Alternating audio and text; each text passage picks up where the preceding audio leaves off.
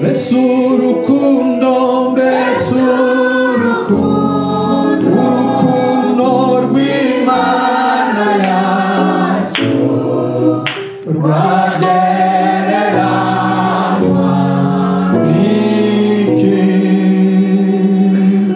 N'ijuru n'isi baruririmbe kugeza iteka ryose.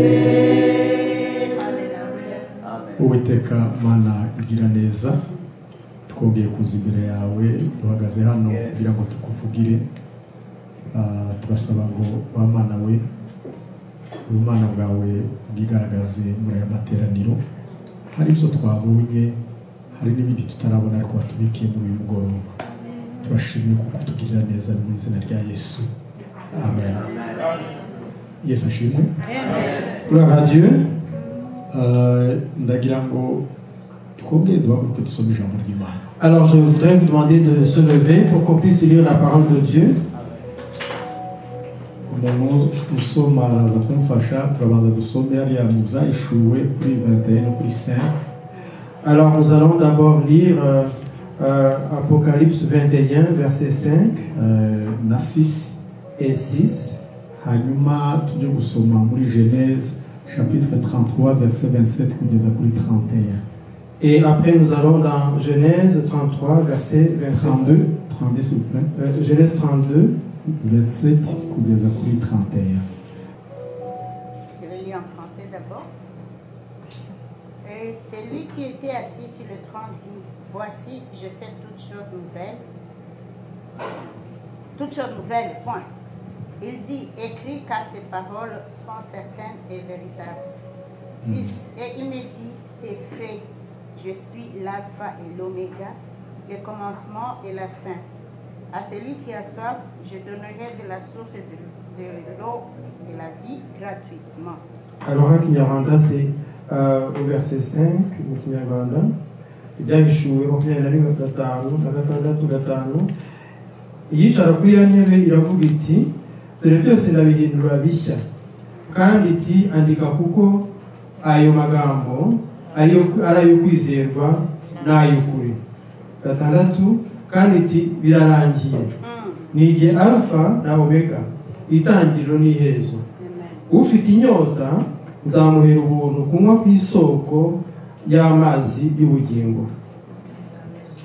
Hagira isoma rero muri Genèse kuri 32 27 à 31. Alors si quelqu'un peut aller lire dans Genèse verset 32 au verset 27 à 31.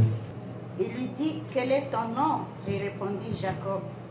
Et il dit encore, ton nom ne sera pas Jacob, mais tu seras appelé Israël, car tu as lutté avec Dieu et avec les hommes, et tu as été vainqueur. Jacob l'interrogea en disant, fais-moi, je te prie, connaître ton nom. Il répondit, pourquoi demandes-tu mon nom? Et il le bénit là. Fin. Et Jacob appela ce lieu du nom de Péniel. Alors itangiriro 32 umurongo wa 24 kugera ku 31 aranditse ngo uwo mugabo aramubwira ati ndekura kuko umuseke utambitse wakiranije Imana n'abantu ukanesha. Yakobo aramubwira ati ndakwinginze mbwira izina ryawe. Aramubaza ati ni iki gitumye umaze izina ryanjye? Amuherayo umugisha. Yakobo yita aho hantu Penueli ati ndebesheje Imana amaso sinapfa. Amen. Vous pouvez vous asseoir, que Dieu vous bénisse. Amen. Alors je rends grâce à Dieu ce soir parce que Dieu nous a fait grâce. Il y avait beaucoup de choses pour lesquelles nous devrions rendre grâce à Dieu. Et on aurait à remercier beaucoup de gens si on devait mentionner chacun par son nom. Mais puisque nous n'avons pas assez de temps, nous ne pourrons pas faire tout cela. ariko icyo nzi neza ndashidikanya nuko Imana izi neza ko imitima yacu inezerewe. Mais je sais sans nul doute que Dieu sait que nous sommes contents dans notre cœur. Rero mbanje gushima Imana kuko Imana yaturinze kuva tuvuye Ottawa. Alors première chose, je vais rendre grâce à Dieu parce qu'il nous a protégés dans notre voyage à partir d'Ottawa. Nshimira cyane cyane abakristu ba Hermon Church. Et je voudrais remercier spécialement les membres de l'église Hermon Church. Mu by'ukuri banteye iteka. Pour vous dire la vérité, j'ai vraiment été encouragé par eux. Kubera kuko mwaje kugira ngo dufatikanye uyu murimo w'ivugabutumwa. Parce que vous êtes venus pour soutenir ensemble cette œuvre d'évangélisation. Bivuye ku ndiba y'umutima ndabashimiye Imana ibahe. Et je voudrais vous dire merci du fond du cœur et que Dieu vous bénisse. Buri muntu wese ku giti cye Imana imuhe umugisha. Que chacun se sente vraiment béni par Dieu de son côté. Nkaba nshima ko turi kumwe n'Apôtre Honoré. Et je suis content de voir qu'on est ensemble avec l'apôtre Honoré. Ni umugabo mwiza uca bugufi. C'est un homme bon et très humble. Kandi tuziranye kuva kera. Et c'est une vieille connaissance. Nicyo bituma kuba ndi kumwe nawe ndamushimiye Imana. Et c'est la raison pour laquelle je rends grâce à Dieu d'être avec lui. Je le remercie beaucoup. N'umuhungu wanje mu buryo bw'umwuka nawe. C'est mon fils spirituel. Naramwigisha mu ishuri rya Bibiliya. Et j'ai été son enseignant à l'école biblique. Urumva rero kuba yaraje hano yaje asanga umubyeyi nta kibazo. Alors lorsqu'il est venu me rejoindre, il est venu rejoindre son parent. Rero mwebwe mwese Imana ibahe umugisha. Alors que Dieu bénisse tout et chacun. Amen. Amen. Amen. Amen. Amen. Amen. Abantu bari imbere reka aribo baserukira abandi bahaguruke. Hariho Patrick. Je vais demander à ceux qui sont devant de se lever pour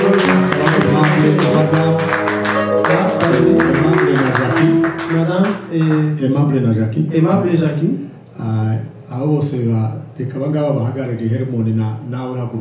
Et l'apôtre aussi. On va applaudir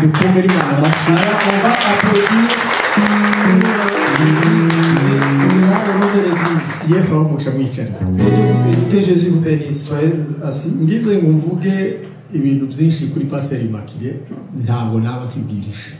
Alors, si je devais parler de pasteur immaculé, cela prendrait très longtemps et je n'aurais pas assez de temps pour prêcher. Mais je rends grâce à Dieu parce qu'on est avec elle aujourd'hui. Même si elle est à Eastwind, mais je la compte comme membre de Hermon. Yes, et c'est la raison pour laquelle je rends grâce à Dieu pour pasteur.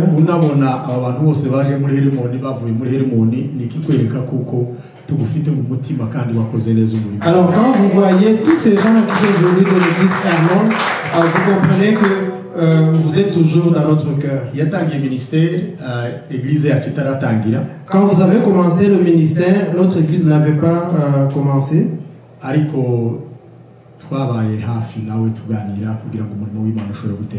Mais nous avons toujours été avec toi pour que tu puisses mener de l'avant l'œuvre de Dieu.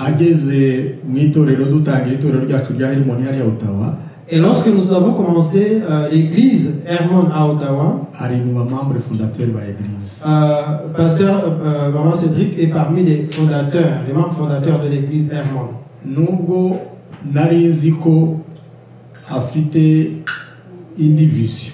Même si j'étais au courant qu'elle appartenait à une autre vision. Je savais qu'on allait rester collaborateurs Et que lorsque sera venu le temps pour elle d'aller dans cette autre vision, j'allais la soutenir aussi dans la vision. yaragiye aza gusengerwa hatari muri Herimoni ariko ubwo paseri ndabwakira muri Herimoni. Donc elle est partie dans un autre ministère, elle a été ordonnée dans ce ministère-là. Ce n'était pas chez Hermon, mais quand elle est revenue, je l'ai reçue dans mon église Hermon et j'ai accepté aussi le ministère qu'elle avait. Hari impano ikomeye agira, Elle a un don important, n'impano yo guca bugufi no kubaha. à savoir le don d'humilité et d'obéissance. Yesu ashimwe. Gloire à Dieu. Aca bugufi akubaha. Elle est humble et elle est obéissante. Ikindi nanone akagira urukundo. Et en plus de cela, elle a beaucoup d'amour. Abakristo bamufite hano Alors, n'abanyamugisha. les chrétiens qui ont la chance d'être dirigés par elle, ils sont vraiment bénis. Rero ibiko ndabivuga mpagaze ku maguru abiri nk'umubishop. Alors, je le dis vraiment en ma qualité d'évêque. Atari bya bintu byo gusiga abantu amavuta. Et je ne suis pas en train d'essayer de lui donner une gloire qu'elle n'a pas. Kandi bijya bimvuna bene ibyo simfa kubivuga gusa. D'ailleurs, je ne suis pas capable de dire des paroles vaines comme ça. Iyo mbonye ntacyo mvuga ku muntu ndaceceka ndavuga ibindi. Lorsque je n'ai rien à dire concernant une personne, je préfère me taire. Ariko ndashima Imana kuko Imana yagufashije. Mais je rends grâce à Dieu parce qu'il a été avec toi. Kandi ndabizi ko uyu murimo uzakomeza kwaguka. Et je sais que cette œuvre va continuer à grandir.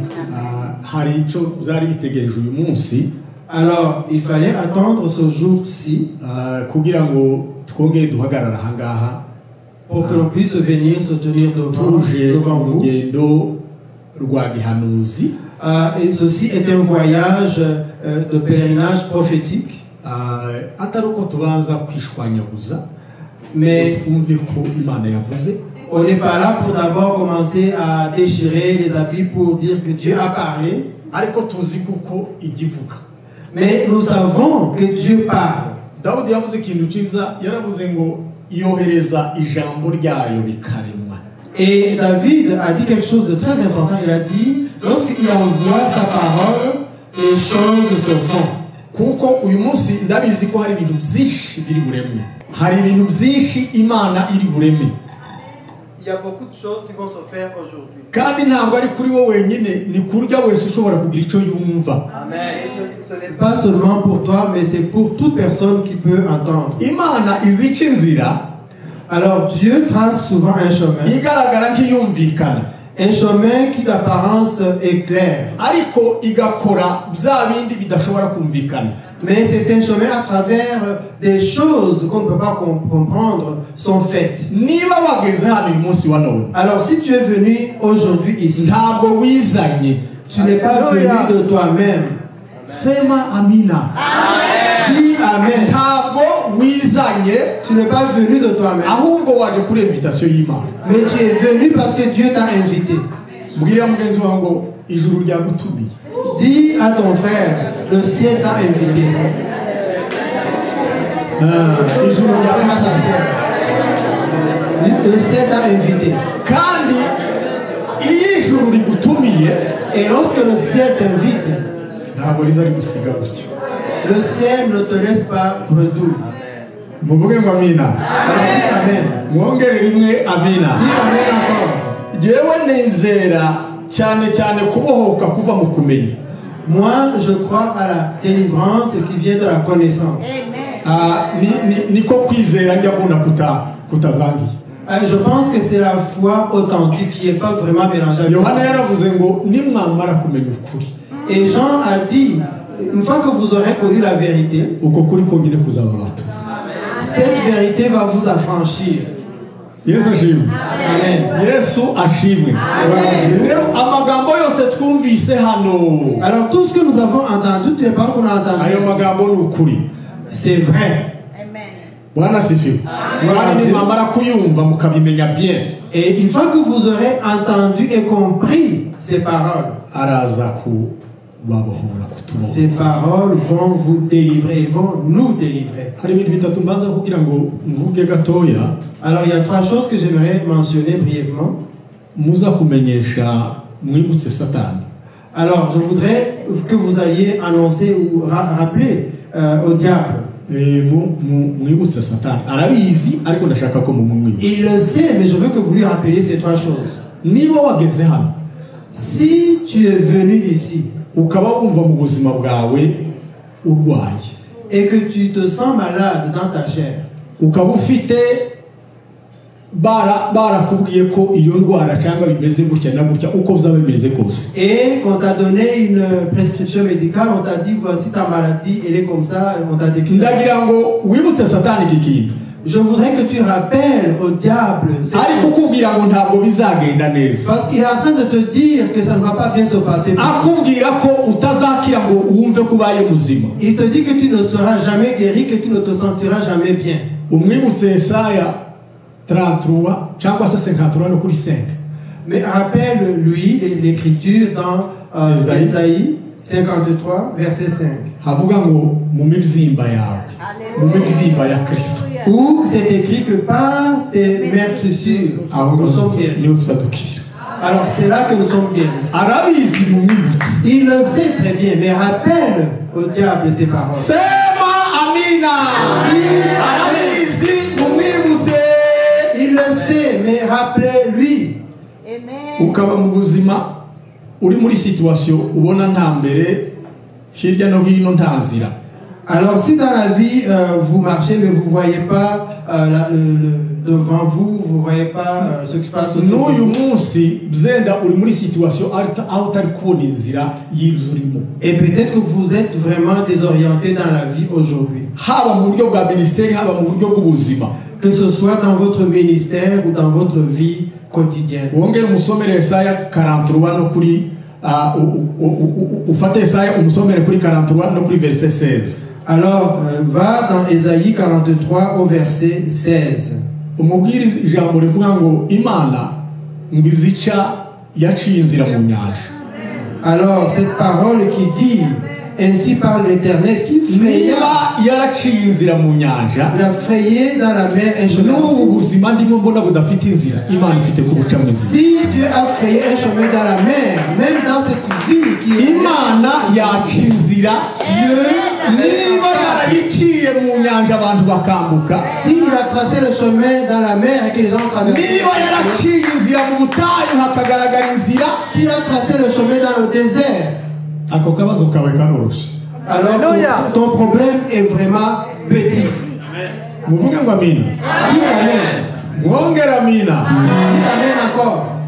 ubwo mureke mbabwire, hari ikintu ngira ngo mbabwire, mugomba kumenya ko turimo turahanura. J'ai une chose à vous dire. Sachez qu'on est en train de prophétiser. Amen. ni ukuri kose. C'est vrai. ubyizera Si vous y croyez, biramukonye. il en sera ainsi. reka mvuga igice cya nyuma, umurongo wa nyuma nitumara tubone kugaruka ku byo twarimo tuvuga.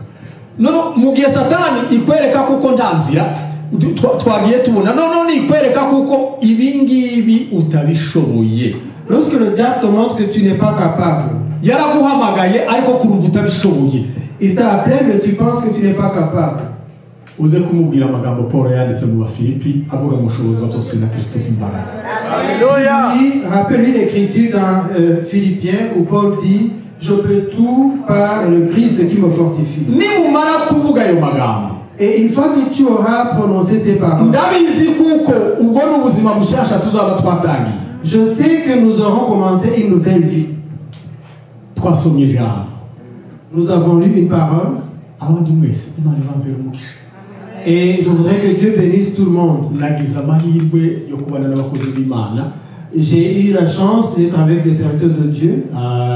Pastor Albert Imana umugisha Que Dieu bénisse le pasteur Albert kandi kugirire neza, et que Dieu soit bon à gukomereza aho ngaho. et qu'il te fortifie. Yesu ashimwe Gloire à Dieu. kandi ikomeze kwagura, Et qu'il étende ikomeze imwagura. qu'il étende le travail de tes mains. agira impano njyewe ndashoboye. Il a un don que je n'ai pas. nimuzajya mubona ikintu mwemere ko umuntu afite icyo ashoboye. Quand vous voyez quelqu'un qui a un don, il faut le reconnaître. kumubona mu ibarabara mu muhanda kuri rido Quand je le vois sur le rideau en train de na prêcher, confidence zose avuga ubutumwa, avec beaucoup de courage en train de prêcher la bonne nouvelle, njyewe ntabyo nashobora. moi je ne suis pas capable de le faire. muze munzanira abantu mu rusengero. Amenez-moi les gens à l'église. Ariko vraiment mwibarabara no. Mais dans la rue, non. Yesu agumusha. Amen. Que Dieu te bénisse, pasteur Abel. Ndashima Imana ku bw'apotre ntabwo nari munsi n'ubwa mbere. Alors je rends grâce à Dieu pour l'apôtre que je viens de rencontrer.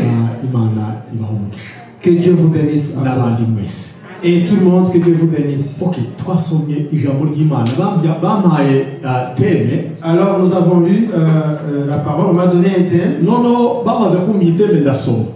Et quand on m'a donné le thème, j'ai lu le thème. Ndavuga ati wa Mana we. Et j'ai dit, Imana igiye gukora iki? lorsque Dieu veut faire quelque chose, Izibanza ikamenyesha abagaragu bayo. il commence d'abord par informer ses serviteurs. Ariko ikibabaje Mais malheureusement, nuko abantu bashobora kugira ntibamenye sezo nka kurya bamuvuga bishop amaze il kutubwira. arrive que, comme vient de le dire l'évêque, on ne connaisse pas les saisons. Iki gitabo jewe ndumuvuga butuma nkaba n'umwigisha w'ijambo. Alors moi je suis évangéliste, mais je suis aussi prédicateur, enseignant, non, pas enseignant de la parole. Akimara kuvuga ayo magambo kumbwira teme. Et alors une fois qu'il m'a donné le thème, narebye iki gitabo cy'ibyahishuwe. je suis allé regarder dans Apocalypse. Iki gitabo ni igitabo cy'ubuhanuzi muri Isezerano Rishya. Alors ceci est un livre de prophétie, mais dans le Nouveau Testament. Isezerano rya kera dans l'Ancien Testament, ryose uko rivuga kuva ku murongo wa mbere kugeza ku wa nyuma, du premier verset de Genèse jusqu'au dernier verset, aba bahanuzi bose bariko bapointinga ku mugabo umwe witwa Kristo. tous les prophètes pointaient vers Jésus. Batangiye bavuga ngo azaza. Ils ont commencé à dire azaza, il viendra. Hallelujah! Azaza, il va venir. Bukeye umunsi umwe abarundi bazavuga ngo ni umunsi urizina. Et alors un jour que les Burundais disent que c'est un jour qui a un nom. Abanyabwenge barahaguruka bava iburasirazuba. Alors des savants sont venus de l'Orient. Bwana sifiwe. Gloire à Dieu. Inyenyeri haza inyenyeri zidasanzwe zitaka ijuru. Et des étoiles extraordinaires sont apparues dans le ciel. Abungeri bari bagize bavirwa n'umuco. Et une lumière à lui sur les bergers qui étaient dans bakurikira inyenyeri. Et ils ont suivi l'étoile. Barayikurikira. Ils ont suivi l'étoile. Ariko bagiye kugera aho Yesu yari yavukiye. Mais au moment où ils étaient presque en train d'arriver, ntabwo baberetswe aho Yesu yavukiye na ya nyenyeri. ce n'est pas l'étoile qui leur a montré où Jésus est né. Ariko icyaberetse aho Yesu yavukiye bwari ijambo. Mais c'est la parole qui leur a désigné. Bivuga ngo nawe Betlehemu mu mudugudu wa Yuda ntabwo uri mutoya. La parole qui dit, et toi Bethléem, ville de Judée, tu n'es pas une petite ville. Amen. Tu n'es pas une petite ville. Alors en toi naîtra un sauveur. Et lorsque Jésus est arrivé, si je veux vraiment raconter cet événement, ça nous prendra beaucoup plus de temps. Alors la direction a changé dans le Nouveau Testament. Après la mort de Jésus et sa résurrection. Alors, il était venu déjà, mais on a commencé, après sa résurrection, on a commencé à parler de sa deuxième venue. Alors, j'espère que vous dites que Jésus va revenir. Amen. Jésus va revenir. Jésus va revenir. Et moi, quand j'arrive à ce message, je me sens vraiment joyeux. Et je suis très joyeux parce que je sais que Jésus reviendra. Il y a un enseignement difficile aujourd'hui, surtout sur la repentance. Et sur le retour de Jésus, ce sont deux thèmes sur lesquels on n'enseigne pas vraiment beaucoup. Mais quoi qu'il arrive, il reviendra. burya iki gitabo cy'ubuhanuzi Alors ce livre de prophétie, hari ubuhanuzi butatu bwagombaga kuzura il y a 3 prophéties qui devaient s'accomplir, cyangwa buzuzura ou en fait qui vont. zashakaga kwerekana ubuhanuzi bwa mbere amaherezo y'abayuda Et la première prophétie c'était bari baratoranijwe n'Imana la fin des Juifs qui avaient été. ibatoranya nta zindi mbaraga bari bafite Ils n'avaient pas une force extraordinaire, mais ils ont été choisis par ariko Dieu. kubera kuko ari Imana irabatoranya Mais parce que dans sa souveraineté, Dieu les a choisis. mbwira mugenzi wawe ngo nawe Imana yaragutoranya Alors dis à ton ami, nawe Imana yaragutoranya Dieu t'a aussi choisi. itakabiri yerekaga iherezo ry'abanyamahanga Dieu t'a aussi choisi. yerekana iherezo ry'abanyamahanga Alors deuxième prophétie, babandi batari baramenye Imana nkanjye la fin des étrangers, des païens qui n'avaient pas connu Dieu. kuko nitumara kuyimenya tuzagira amaherezo Les meza gens comme moi, il a dit que notre fin serait une bonne fin une fois qu'on aura connu Jésus. icya gatatu iki gitabo cy'ibyahishuriwe Yohana cyashakaga kwerekana Alors la deuxième prophétie dans ce livre de l'Apocalypse selon Jean, ni amaherezo meza ku bakoze neza n'amaherezo mabi ku bakoze nabi c'est la fin heureuse pour ceux qui agissent selon la parole de Dieu, ceux qui auront fait des bonnes œuvres, et ceux qui n'auront pas fait de bonnes œuvres. ageze kuri ibi bice bya nyuma 21 na 22 Et quand il arrive dans les chapitres 21-22, ibintu birahinduka les choses changent.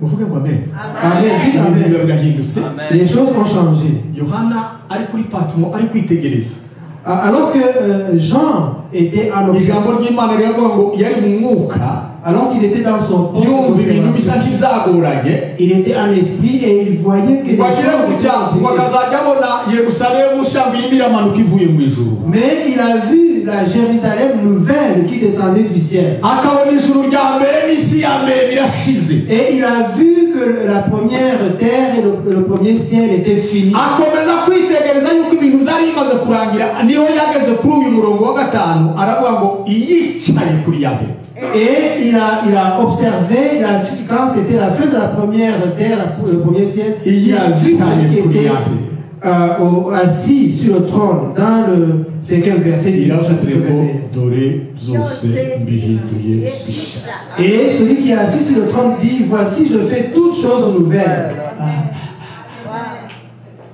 ntabwo ari Petero ntabwo ari Petero wabivuze Alors ce n'est pas Pierre qui a dit ça. oya ntabwo ari Petero Ce n'est pas Pierre. si Paul wa wundi mugabo bakoze ibitangaza Ce n'est pas Paul. Ces gens-là qui si bariya bagabo bo mu isezerano rya kera bari bitwomereza c'est pas ces géants, ces hommes de l'Ancien iri Testament. jambo ryavuze n'uwicaye kuri ya mbere Mais c'est celui qui est assis sur le trône qui l'a dit. aravuga ngo dore byose ndabihindura bishya Il a dit, voici, je fais tout. arangije asigaho sinyatire Et après, aravuga ngo kandi aya magambo il n'ay'ukuri a apposé son son et il a dit, ces choses sont certaines et véritables. kutari ukuri kw'abantu Ce n'est pas la vérité des hommes. kugira ngo yerekane imbaraga z'uriya mugabo witwa Kristo Et pour manifester la puissance de cet homme, atangira kwivuga aravuga ngo ndi alpha il a commencé kongera nkaba omega à dire qui il est. Il a dit, itangiriro je suis alpha, kongera nkaba n'iherezo à savoir le commencement. bishaka kwerekana ko ibintu byose biri hagati y'itangiriro n'iherezo Ça veut dire que toute chose se trouve entre l'alpha et l'oméga, entre le début et la fin. ufite inyota Alors il a dit, celui qui a soif, nazi qu'il vienne. ufite inyota nazi Que celui qui a soif vienne. ufite inyota nazi Que celui qui a soif vienne. njageraho nkumva nongeye gukizwa Alors lorsque j'arrive dans ce passage, je me sens né de nouveau again, de nouveau. numva nongeye gukizwa Je suis né de nouveau. kubera kuko haba habaye ikintu cyo kurenuvera amasezerano yo gukomera kw'Imana Parce que ceci est un renouvellement de la puissance de Dieu. aravuga ngo birarangiye Alors il dit, c'est fini, c'est terminé. birarangiye C'est fini.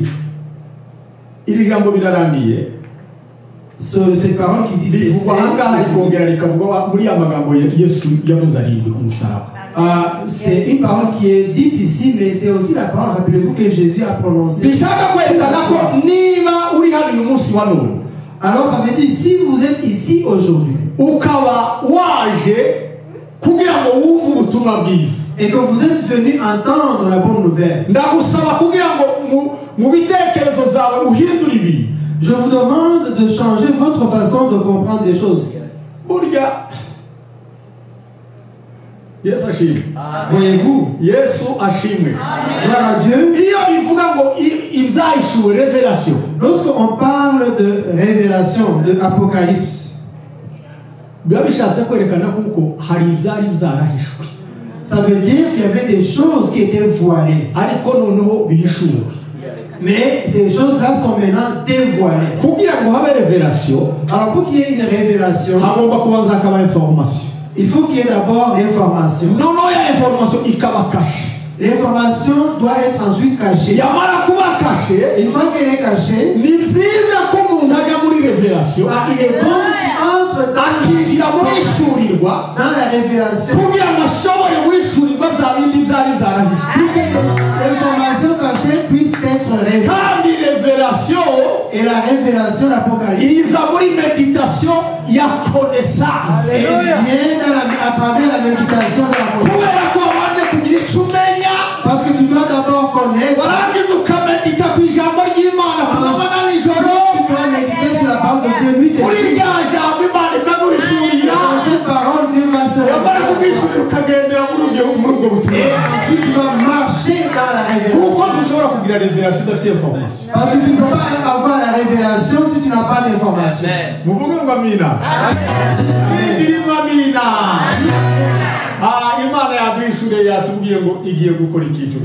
Alors Dieu nous a révélé une chose, il a dit, je vais faire quelque chose. Et il a dit, ces paroles sont certaines et véritables. Alors je te demande une chose ce soir. Sois à l'esprit. Sois à l'esprit.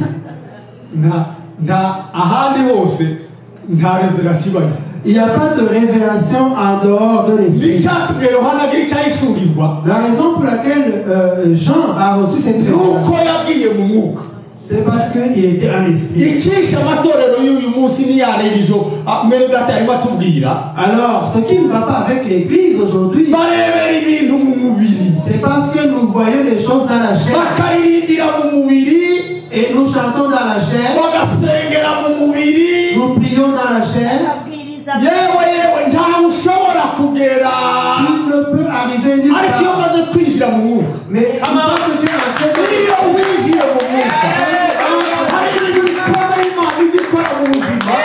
choses commencent à voir des changements dans ta vie. Alors aujourd'hui, entre à l'esprit pour qu'on puisse marcher ensemble. Pour que Dieu puisse tout changer. Alors nous venons de lire dans le livre de Genèse. La Bible.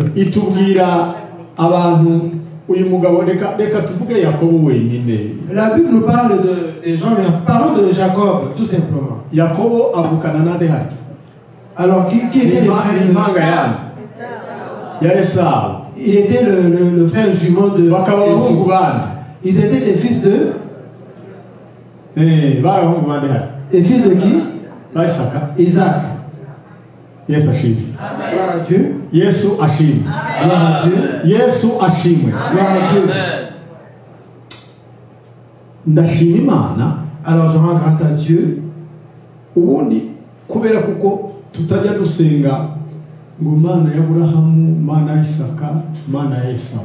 Nous ne prions pas en disant Dieu d'Abraham, Dieu d'Isaac, Dieu d'Esau. Bitubwira ko ari Imana ya Aburahamu, ya Isaka ndetse nande na Yakobo. La Bible nous dit que nous parle du Dieu d'Abraham, Dieu d'Isaac. Alors Dieu m'a révélé une chose que je voudrais vous dire aujourd'hui. Quand vous voyez dans ce passage de Genèse qu'on a lu, verset 25-27, Esawu Esau yari umuhigi. était un chasseur. Ngira ngo murabizi. Je pense que vous le savez. Esawu yari umuhigi ndetse ngo w'umunyeshyamba. Il était chasseur. Il était vraiment quelqu'un qui vivait dans la forêt. Yakobo nawe Et Jacob, ahangaha kuri uyu murongo biravuga ngo yari umugabo uri tranquille. dans ce verset, on dit que c'était un homme tranquille. Ariko wigiye imbere Mais quand vous continuez de lire, usanga uriya mugabo Yakobo yari umwungeri. vous voyez que Jacob, lui, était un Muribuka ukuntu yagiye kuragira intama za sebukwe. Et vous savez qu'il est allé garder les brebis de son beau-père. Kugira ngo ibintu bishobore kuba bishya reka mbabwire iki kintu. Et pour que les choses soient nouvelles, je vais vous dire une chose. Ndashima Imana Je rends grâce à Dieu kwitatugize car il n'a pas urubyaro rw'abahigi des enfants, des chasseurs, ahubwo ikatwambutsa ikatugira urubyaro rw'abungeri. mais il a fait de nous des descendants des bergers. Muvuge ngo amina. Amen. Irindi rimwe amina. Amen. Yewe Imana ntiyatugize urubyaro rw'abahigi. Dieu n'a pas fait de nous des Oya yaradufasha dutransfera itugira urubyaro rw'abungeri. mais il nous a transférés dans la descendance des bergers. Abahigi Alors, les chasseurs, birukanga ikiziba kugira ngo bacice. ils chassent les animaux pour les tuer. Ndasubiramo. Muvuge ngo amina. Icyo bakora bariruka ikintu cyari kizima bakacica. Ils courent derrière un animal qui était vivant pour le tuer. Ariko abungeri Mais les bergers, borora ikintu gitoya kugira ngo kimire itugiye.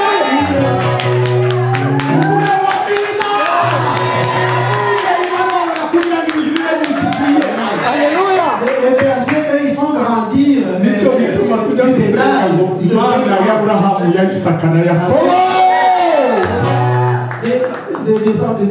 Nous parlons du On Dieu dit qu'il- de Jacob. Mama Cedric umva iki kintu. Alors écoutez, pasteur, Imana yabashize hano nk'abungeri.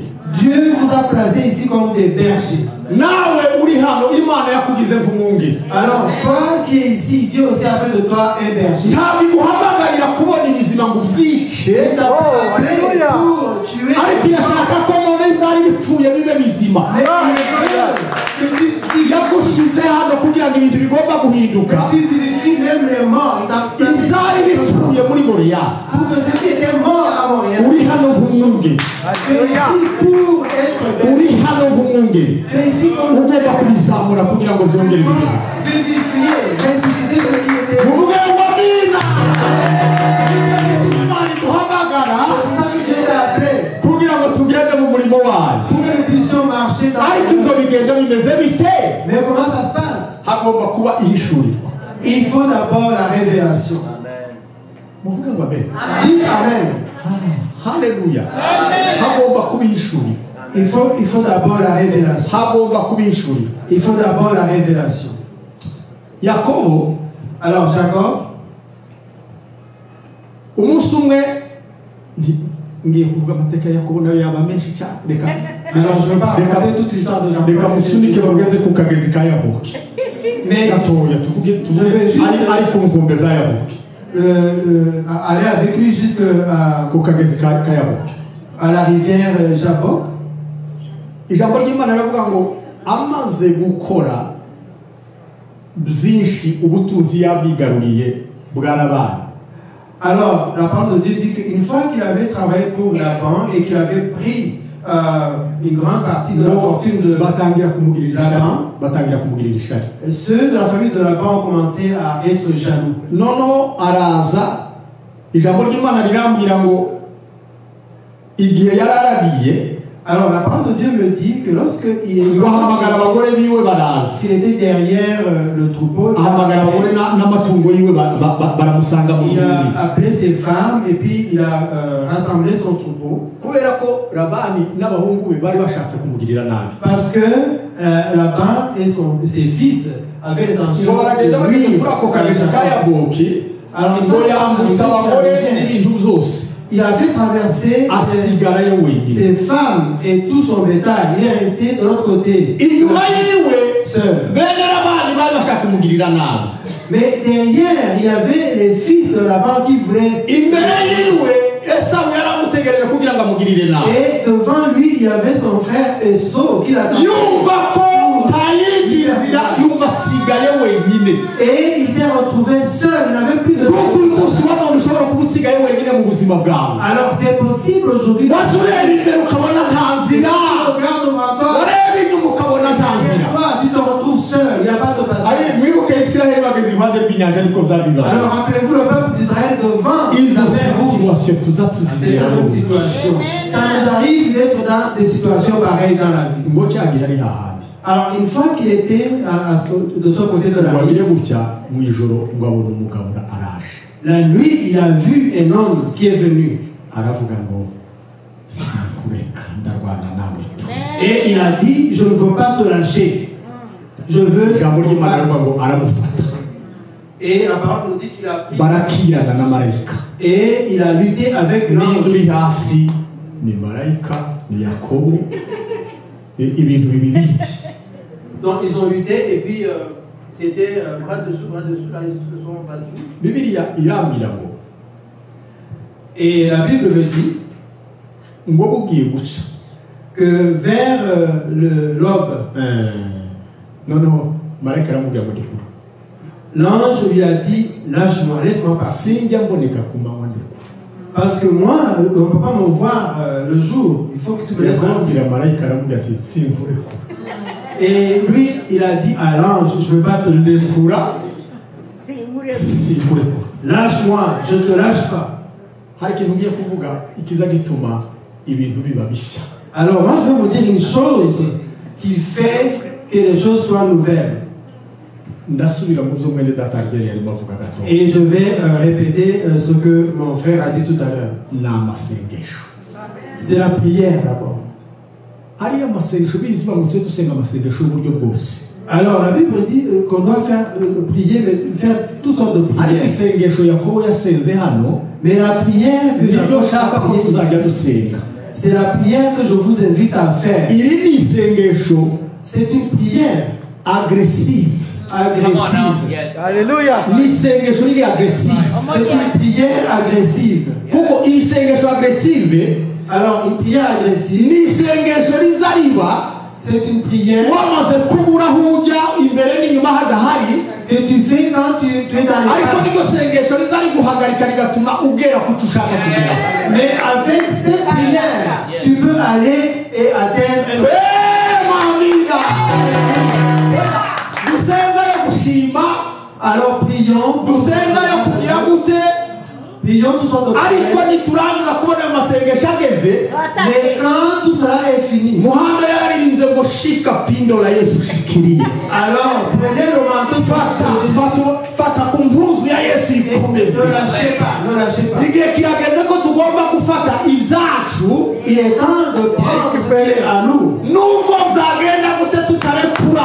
Quand il arrive, on doit Reka faire. kurekura. Hari icyo Imana iguhamagarira gukora. Parce que Dieu t'appelle pour faire quelque chose. Naratangaye Bibiliya iravuga ngo Attaquez. ngo yakiramye n'Imana Alors, ngo arayitsinda. j'ai été étonné parce que la Bible dit qu'il a lutté avec Dieu et il a gagné. Ngo yakiramye n'Imana ngo arayitsinda. Muvuge ngo amina. Alors dites Amen. Mwongere rimwe amina. Dites Amen encore. Iyo winjiye muri iri sengesho rya agresiyo, burya hari ikibazo abantu bagira muri kino gihe. Vous savez, on a un problème de nos jours. Duhora dusenga amasengesho gusa yo kuduproteja. On fait des prières pour s'entourer de Dieu. Jewe abanje ibyanjye Moi, ma famille, mes propriétés.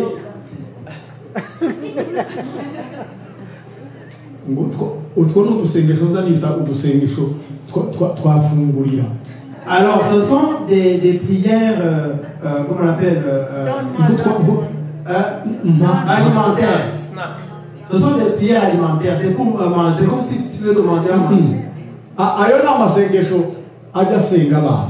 C'est comme des prières enfantines. Ni cya gihe mu butayu urabizi Abisirayeli bakiri mu butayu Comme quand les Juifs, barifungurira quand ils étaient dans le désert, ils priaient en demandant à manger. La manne. kandi Bibiliya irambwira ngo Alors la Bible me dit, shaka ubwami bw'Imana ni iki cherche d'abord nibirangiza ibindi byose bizajya bigukurikira abantu bagiye gushaka ibindi bananirwa gushaka ibyo gushakwa mbere n'ont pas pu chercher ce qui devait être cherché avant. Mose nuko yatangiye kugira mu butayu turashaka inyama. Et dans le désert, le peuple de Dieu disait on veut de la viande. Murebe ibitangaza bari kubabwira Mose ngo nabahe inyama nawe babona nta ferme afite. Alors imaginez qu'il disait à Moïse que l'on connaît de la viande, alors qu'il n'y avait pas de ferme. Turashaka inyama. Ils disent on veut manger de la viande. Mais ils ne se demandaient pas où est-ce qu'il va prendre la viande. Muvuge ngo amen. Dites amen. Bavuze induru inyota yabakubise ngo Mose ngo turashaka amazi. Et quand ils étaient presque morts de soif, ils criaient, ils disaient on veut de l'eau. Muvuge ngo amen. Dites amen.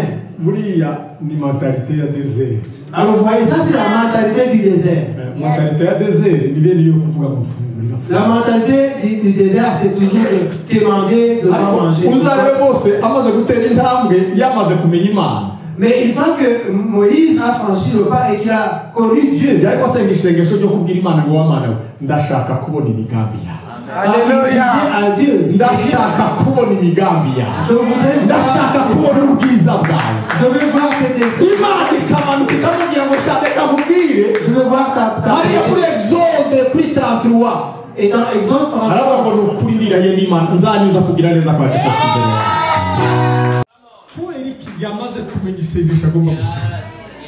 Alors il a juré de la bonté de Dieu parce qu'il avait déjà compris comment prier.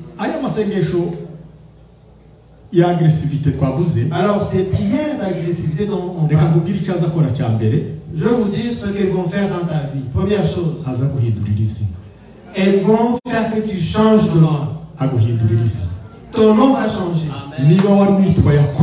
Si tu t'appelais Jacob, tu vas t'appeler Israël. Dites Amen. Tu vas t'appeler Israël.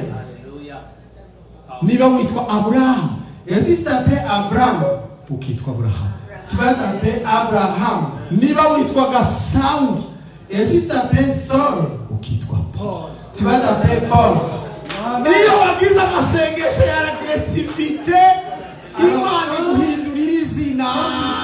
prière agressive, Dieu change ton nom. Dis à ton ami que Dieu change ton nom ce soir. Que Dieu change ton nom. Que Dieu change ton nom ce soir. Grâce à Dieu parce qu'il va changer mon nom. Il faut qu'il change ton histoire. Car lorsque Dieu change ton nom, il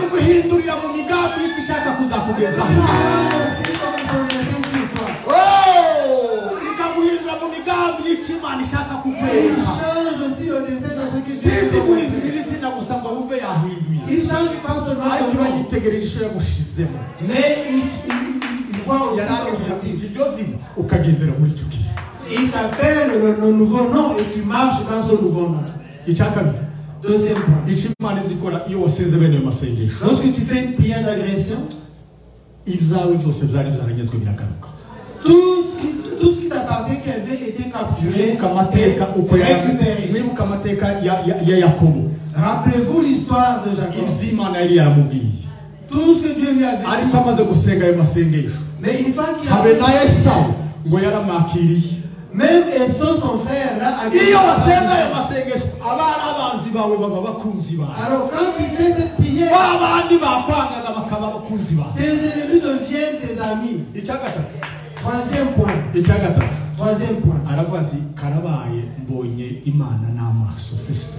Il a dit, malheur à moi, j'ai vu face Dieu. Alors quand tu fais cette prière, tu peux parler à Dieu face à face. Comme un enfant qui parle à son père. Tu parles avec Dieu. winjiye mu mbaraga z'amasa. Parce que tu es entré dans la puissance de la prière. Ngiki cyo bakangurira.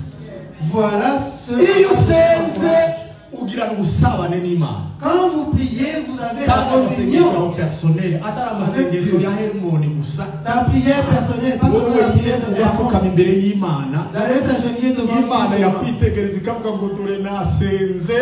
Et quand Dieu te voit, il voit que tu as prié. Uzi ko ari udusengesho tumwe tutaza tugira icyo dutwara Satani.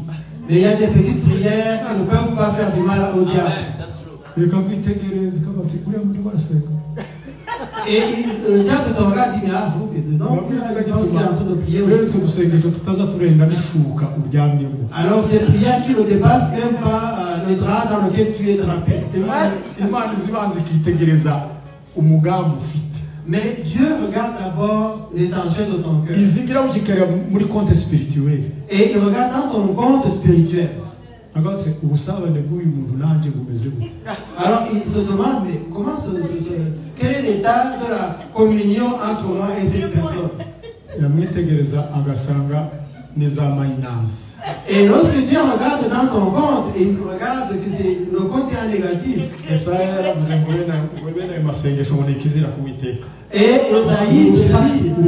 Esaïe te dit que ce genre de prière, c'est du bruit devant l'Éternel. Alors change de prière pour que Dieu puisse faire des choses dans ta vie. Alors je vais clôturer en parlant de cet autre berger qui s'appelle Moïse. Et je suis vraiment content. Je suis vraiment content. Parce que je sais que ce voyage, avec ce voyage, quelque chose va changer. Qu'on le veuille ou non. Il est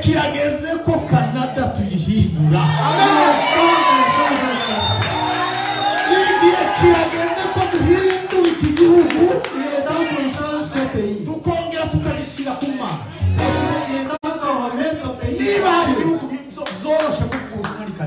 S'il y a un pays où c'est facile de proclamer la bonne nouvelle, c'est le Canada. C'est facile de proclamer la bonne nouvelle. Alors je vais vous donner le secret du Canada. Alors le secret c'est que la fondation du Canada, tout est fondé sur Dieu. Et quand tu arrives ici à Montréal, alors c'est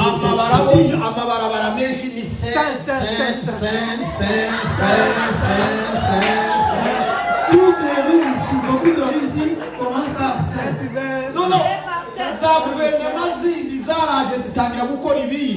Les gouvernements qui se sont succédés ont fait des choses.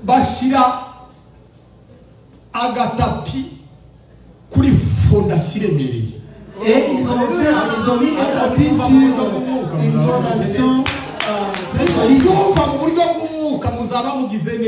Mais si vous comprenez ceci en esprit, vous allez être entre le tapis et la fondation, qu'est-ce qui est solide? Amen. La fondation de ce pays, c'est Dieu. Mais il y a un tapis qui a été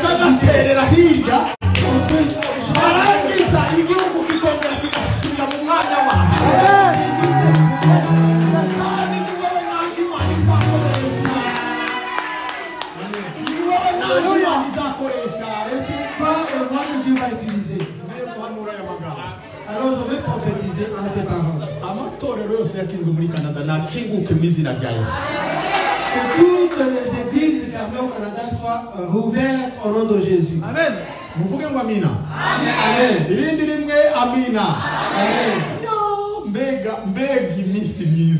Alors vous voyez, c'est des jours vraiment heureux. Alors on nous a dit tout à l'heure que les gens, la participation à l'église c'est 1% maintenant. Allons maintenant dans la prière agressive. Alors il y en a qui vont faire l'œuvre de Dieu au micro. Il y en a qui vont faire l'œuvre de Dieu. abandi bayakoreshe kugenda genda Les autres vont marcher. bizakurikirana n'ico bamenye Imana izagukoresha. Cela dépendra de ce que tu auras su. Yakunda kuvuga ya magambo bivuga butumwa. Alors j'aime parler de Aho l'évangile. Imana yabwiye Yosuwa mbaye ibirenge byawe bizakandagira ndabiguhaye ndahaguhaye. Là où Dieu a dit à Josué, Aho ibirenge byawe bizakandagira ndahaguhaye. partout où tes pieds fleuront, je te le donne. Uzananirwa kuvuga ubutumwa nibwo kugenda. Alors si vous ne savez pas proclamer la bonne nouvelle, ça ne va même pas marcher. Muvuge ngo amen.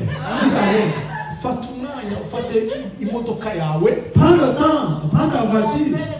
Amapine uvuge ngo ayo mapine n'amaguru yawe. Alors déclare que les pneus de ta voiture c'est tes pieds. Uzenguruke. Et fais le tour. Numara kuzenguruka witahe. Et après rentre chez toi. Muvuge ngo amen. Amen. Hey, hallelujah. Bibiliya Yakobo iramubwira ati shaho Yakobo hari icyo nshaka kugukoresha. Il a dit à Jacob, je vais faire quelque chose pour toi. Muvuge ngo amina. Dites Amen. Irindi rimwe amina. Dites Amen encore. Iwe iramwitegereza iyicarire papa. Asseyez-vous, asseyez-vous. Iramwitegereza Il a dit, iramubwira ati wowe ko ndabona bizenda kugenda bizakugora. je pense que ça va être difficile pour toi. Iramubwira ngo ubwo butakuryamyeho ndaguhaye.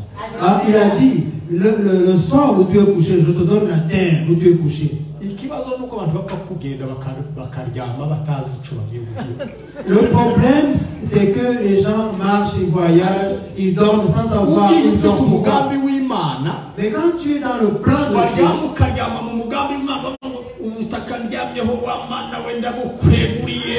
et quand tu dors dans le plan de Dieu, quand tu dis à Dieu, je te dédie le sort sur lequel je dors. Ibwira Aburahamu gusa ngo aho amaso yawe areba ndahaguhaye. Et pour Abraham, Dieu a dit, Mbwira mugenzi wawe uri intwaro à la y'Imana. portée de tes yeux, je te donne. Mbwira mugenzi wawe uri intwaro y'Imana. Alors dis à ton ami, tu es l'arme de Dieu. Exode kuri gatatu. Exode chapitre 3. Muvuge ngo amina. Amen. Mose Moïse, agira imyaka 40 quand il avait 40 ans, yibwira ko adasanzwe iwe wenyine akibwira ati ndewe ndakomeye Moses. il pensait qu'il était puissant, il était vraiment très puissant. Yagira gucya y'umuhungu umukobwa wa Farao ibintu byose na Egiputa yose bashakaga kuyimwegurira. Et à cause de la fille de Pharaon, parce qu'il était comme son fils, on voulait lui donner tout l'Égypte. Et il se peut que toi aussi tu es arrivé un moment dans ta vie, tu pensais que tu étais très puissant.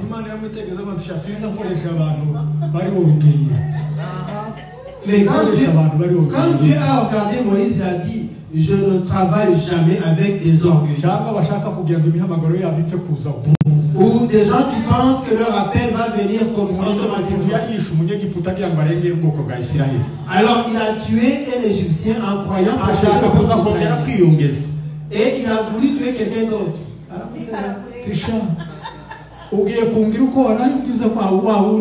Et l'autre lui a dit, ah, tu veux me tuer comme tu as tué l'autre? Alors quand il a su que c'était venu, et comme ça se dit, il a couru sans regarder derrière. Alors il a passé 40 années encore. Et la raison pour laquelle il a passé 40 ans au désert, c'est parce que Dieu voulait lui montrer qu'il était insignifiant. Jusqu'à ce qu'il n'avait plus d'espoir. Peut-être qu'aujourd'hui tu penses que tu n'as plus d'espoir. Et que tout ce que Dieu avait dit est fini et tu penses que c'est mort. Alors il est monté sur le mont Horeb. Et il était mort, il pensait que c'était fini. Alors le mont Horeb, c'était une montagne de la désolation. C'était une montagne damnée qui était... Mais sur Dieu se rappelait ce qu'il avait dit à Moïse. waba uri kuri Horeb uyu munsi wa none. Peut-être qu'aujourd'hui tu te retrouves sur la montagne Horeb. Ariko Horeb Mais Horeb bizari bitangiriro rishaka. va être pour toi un nouveau commencement. Birashobora kongera bikabitangiriro. Ça peut être pour toi un nouveau commencement. Zabindi Imana wari warategereje. Les choses que tu attendais de Dieu Bikagira icyo gikora. vont commencer à se réaliser. Ndarangije Et je clôture. ariko mumbabarire akanya gato. Mais donnez-moi juste un petit instant. Abaririmbyi banje nimuze basha muze gato. Je demande à ma chorale de venir. vuba. Venez vite. Turirimbe Nous allons chanter. indirimbo ya victoire Amen. Les chants de victoire. yo kugira ngo ibintu bigomba guhinduka. Pour dire que les choses vont Iyi changer. nouveau départ Le nouveau départ cyangwa se itangiriro rishya ou un nouveau commencement. muraza kundirimbira nuko hari zo mwari mwateguye muramaze si ntabwo ari umuririmbo. Si vous aviez prévu quelque chose, c'est pas vous qui décidez. Vous allez chanter ce ngo Baho. baho niyo shaka ko turirimba. Hanyuma ibyari byapfuye ibyari byagize gute zose byongere bihinduke. Change encore. Moreyale mwongere kandi murebe yuko hari itangiriro rishya. Et quand Montréal puisse voir. Albert hari uhagaze komerera aho ngaho. Nanga umpagaze komerera aho ngaho. Niturangiza duhindura isi. Et après on va changer le monde. Kandi ndashima Imana ko nzaba ndi mu bahindi. Et je rends grâce à Dieu parce que je vais parler Turirimba iyo ndirimbo on va chanter ce chant niturangiza et ensuite ndasenga isengesho rigufi. je vais faire une petite prière. Murakoze cyane. Merci.